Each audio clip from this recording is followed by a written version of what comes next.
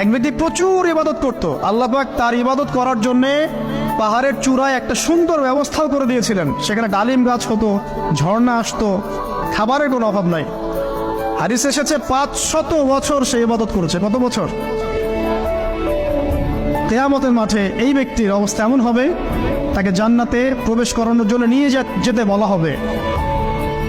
যাও আমার রহমতে জান্নাতে চলে যাও। আল্লাহ পাক তাকে এই কথাটা বলবেন। কিন্তু এই ব্যক্তি বলবে আমার আমলের কারণে, আল্লাহ পাক বলবেন আমার রহমতে জান্নাতে চলে যাও। ব্যক্তি বলবে আমার আমলের কারণে।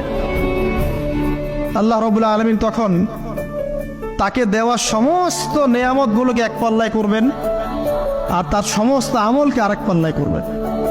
তারপর দেখা যাবে আল্লাহর সমস্ত নেয়ামত তার একটা চোখের সমান হয় নাই। কথা কি বুঝতে পারছেন? একটা চোখের যে নেয়ামত আল্লাহ পাকের, সমস্ত আমল ও 500 বছরের ইবাদত এতটুকু হয়নি। তারপর তাকে বলা হবে ওকে জাহান্নামে নিয়ে যাও। এবার জাহান্নামে যাওয়ার সময় সে বলবে আল্লাহ তোমার রহমতে আমাকে মাফ করলো। তখন আল্লাহ পাক তাকে আবার ডেকে নিয়ে আসবে, বলবেন যে তোমাকে যে আমি ইবাদত করার জায়গা করে দিয়েছিলাম, এটাকে তুমি নিজে করেছো না আমি করেছি? সে বলবে আপনি করেছেন। তোমাকে যে আমি সৃষ্টি করেছিলাম তখন কি তুমি কোনো আমল করেছিলে?